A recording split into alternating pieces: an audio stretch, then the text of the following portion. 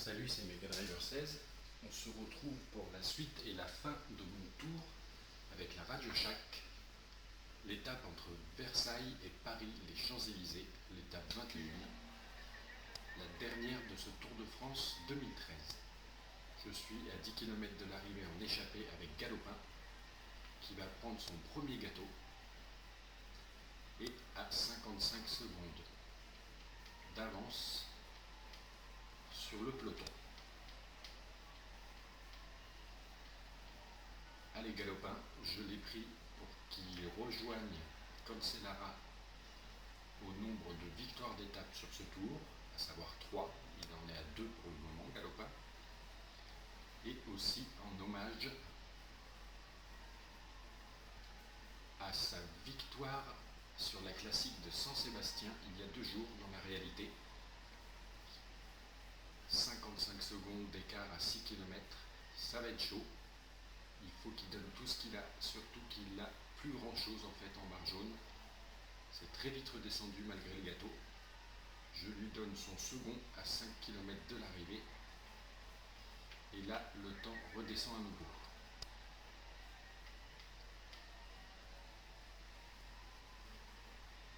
Allez, 4 km 4 de l'arrivée, 47 secondes. Allez Tony, un petit passage en grand braquet dans la descente, une petite relance. 3 km de l'arrivée, 49 secondes, 48. Je reste en grand braquet. On va voir ce que ça donne. 2 km, bientôt les 2 km à 47 secondes, toujours devant. On va regarder derrière, oui, tout au fond, moi je vois la meute. 1 km 7.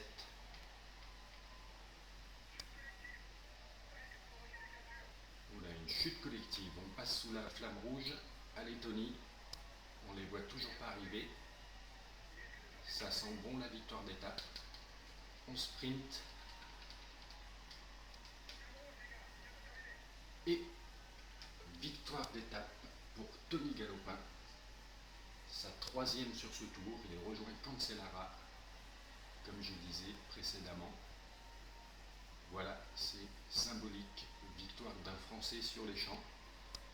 Et le voilà. Il vient chercher sa victoire d'étape sur le podium avec les Champs-Élysées, l'Arc de Triomphe en arrière-plan. C'est un jour de fête pour lui. Comme la Radio Shack, il aura imprimé, il aura marqué de son empreinte ce Tour de France avec ses 3 victoires d'étape, après celle de Lyon et d'Ajaccio, il me semble.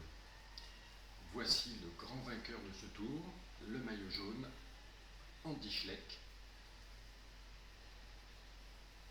qui termine avec 1 minute 48, même peut-être un peu plus maintenant, je ne sais plus, oui. Avec sa victoire à Semnoz, plus de 2 minutes, je crois, sur Contador. Et oui, ça aurait été bien que ce soit pareil dans la réalité, car j'apprécie Andy Schleck, mais il n'a fait que 20e de ce vrai Tour de France. Voici Montfort, qui a dominé le classement du maillot à pois durant quasiment tout le Tour de France, en tout cas depuis les Pyrénées, il me semble. Il s'est bien battu et il gagne également le prix de la combativité, bien qu'on ne va pas le voir, au niveau du podium.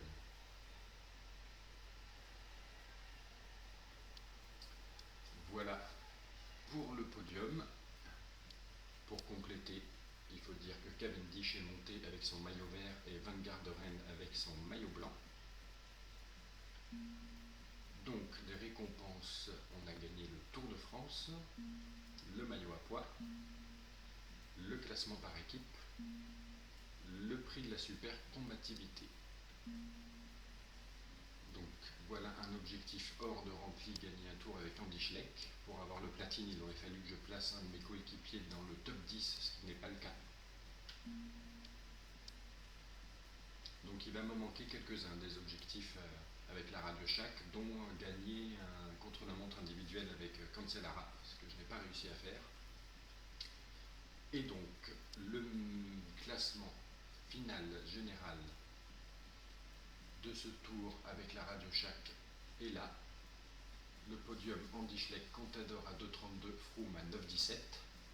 C'est vrai que derrière Andy Schleck et Contador, il y avait quand même un grand écart. Valverde Nibali pour le top 5 et Rodriguez, Wiggins, Sanchez, Van Garderen et Van den Broek pour le top 10.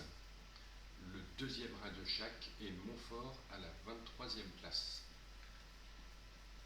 Le maillot à pois, duo Radio Shack, Montfort premier, Andy Schleck deuxième, Contador troisième. Les points Cavendish, Greipel, Degenkolb, avec Galopin quand même cinquième, pas mal.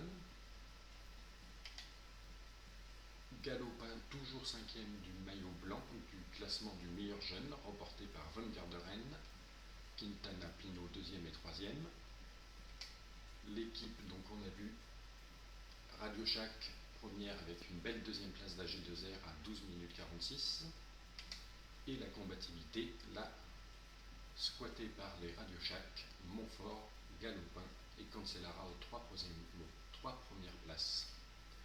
Si on regarde les primes, la Radio Shack finit avec un total de 798 000 euros, 660, prime cumulée. C'est pas mal, ça doit être mon plus gros score, je pense, des 4 tours que j'ai effectués sur ce jeu 2013. Et enfin, si on fait un petit récapitulatif des étapes, vite fait, on a 16 victoires d'étape, il me semble, avec Cancellara qui gagne la première en Corse, Galopin la deuxième, Voigt la troisième, avec une belle place d'Andy Schleck, quatrième place d'Andy Schleck qui a tenté d'attaquer dans le final, mais ça n'a pas fait d'écart, et puis même il n'arrive pas, il n'y a pas de doublé on va dire. En tout cas, victoire de Voigt. Le contre-la-montre par équipe remporté par la Radio Shack, 29 secondes devant la Sky. Jungels qui a remporté 2 étapes, lui il me semble, qui remporte la 5e étape avec une belle 3e place d'Andy Schleck qui a aussi encore essayé d'attaquer dans le final mais sans faire d'écart. Cancellara pour sa 2e victoire d'étape à l'étape 6. Montfort qui gagne sa première étape, une étape de plaine en échappée à l'étape 7 donc. Andy Schleck pour sa première victoire d'étape à Axe 3 Domaines, devant Contador dans le même temps. Valverde qui remporte la 2e étape pyrénéenne à Bigorre de Bagnères de Bigorre plutôt. Bref, là pour le coup, c'est le plus mauvais classement d'un Radio Shack puisque 22e place pour Andy Schleck, mais dans le même temps que tous les autres favoris. Ensuite, l'étape 10 de Saint-Malo, Galopin qui échoue à la 2e place, battu par O'Grady dans l'échappée. Au contre-la-montre du Mont-Saint-Michel, 3e place pour Cancellara, une belle 4e place aussi pour Clauden, donc moi je contrôlais Cancellara, et Andy Schleck avait fait, il est la 41e à 3,02, contrôlé par Lia. L'étape 12, Jungels pour sa 2e victoire d'étape, devant les sprinteurs. Voigt qui se fait battre par Monsentini à l'étape 13. Galopin pour sa 2e victoire d'étape donc à Lyon, j'en ai déjà parlé plus tôt dans la vidéo, et Andy Schleck qui a tenté aussi de faire des écarts dans le final mais qui n'y est pas arrivé, bien qu'arrivant premier du groupe des favoris. Le Mont Ventoux remporté par Andy Schleck et très belle 3e place de Montfort. Cancellara pour sa 3e et dernière victoire d'étape à l'étape 16 à Gap. Contador qui remporte le contre-la-montre de Chorges. Je contrôlais Andy Schleck et j'ai fini termine 5e à une 23. Andy Schleck qui s'impose à l'Alpe d'Huez avec encore aucun écart sur Contador. Montfort qui s'impose au Grand Bornand et qui consolide définitivement à ce moment-là son maillot à pois. Andy Schleck avec les favoris prend la 8e place.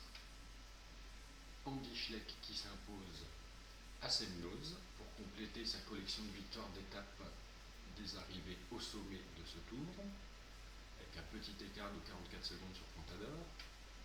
Et comme on a vu, la dernière étape remportée sur les champs par Tony Galopin pour sa 3e victoire d'étape. Donc 16 victoires d'étape dans ce tour pour la Radeschak, 4 pour Andy Schleck, 3 pour Galopin, 3 pour Cancellara, 2 pour Jungels, 2 pour Montfort et 1 pour Voigt. Voilà, je vous dis à plus tard pour un prochain tour.